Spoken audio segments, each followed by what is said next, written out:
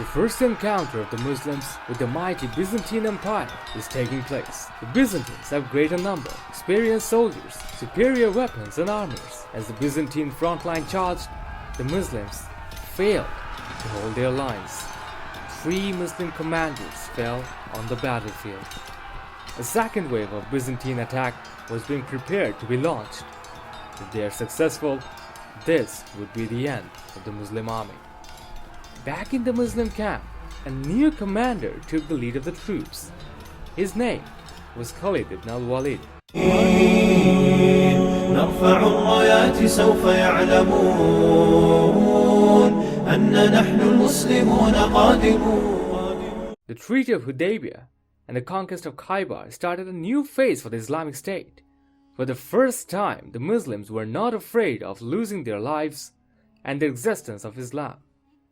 This allowed Prophet ﷺ to spread the message of Islam to new frontiers. Soon, letters bearing the seal of the Prophet ﷺ were being sent to the rulers of different parts of Arabia. Emissaries of the Islamic State even reached the court of Sassanid Emperor Khosrow and Byzantine Emperor Heraclius.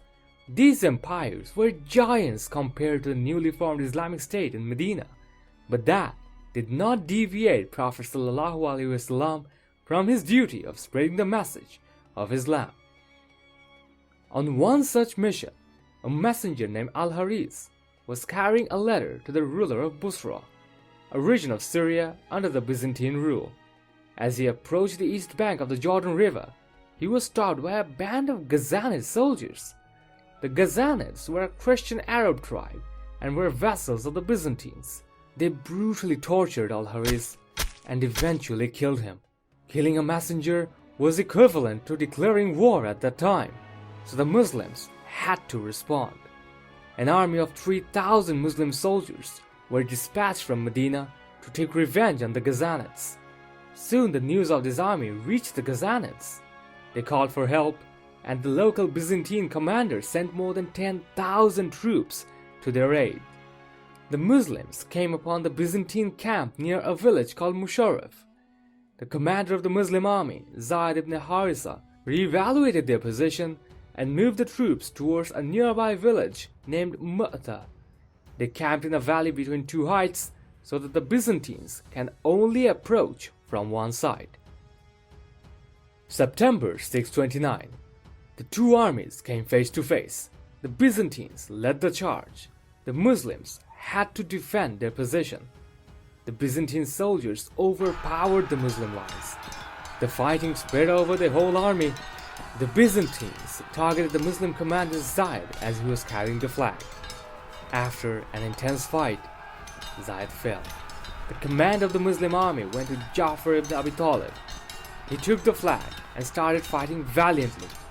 But soon, the enemies surrounded him as well. But Ja'far kept on fighting. One after another, he took more than 90 blows before he collapsed on the ground.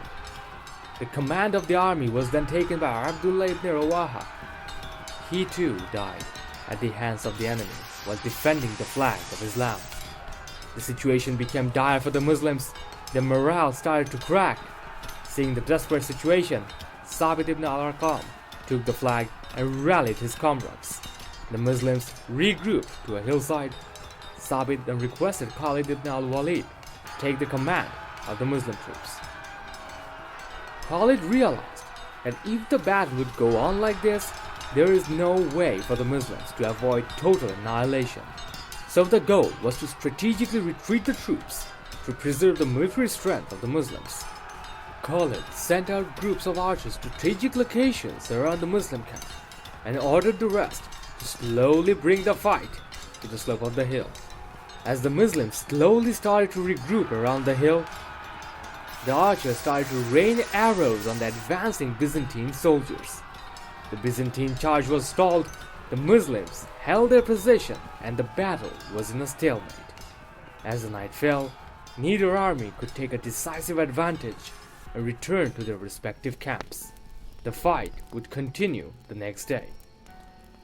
That night, Khalid discussed a new battle plan with his comrades to rescue the Muslim army. they came up with an idea to create a diversion so that the Muslims can retreat without being chased after by the Byzantines. The next morning, several hundred Muslim troops secretly moved to a different location in the valley and hid behind sand dunes.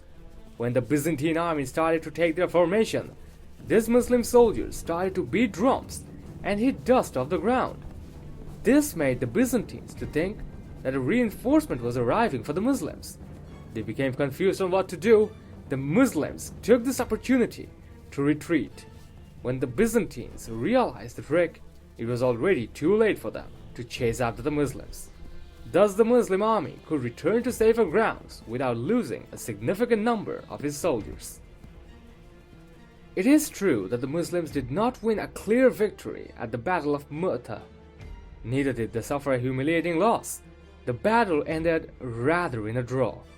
However, the Muslims gained some long-term benefits from this encounter. This battle proved the military leadership of Khalid ibn al-Walid, who would go on to win great victories for the Muslims in the future. This was also the first time the Muslim encountered a non-Arab military and could learn about Byzantine military tactics. This knowledge would prove valuable in later encounters with the Byzantines. As the Muslim army was returning home to Medina, new events started to unfold. Join us next time as we explore the history of Muslim conquest of Mecca.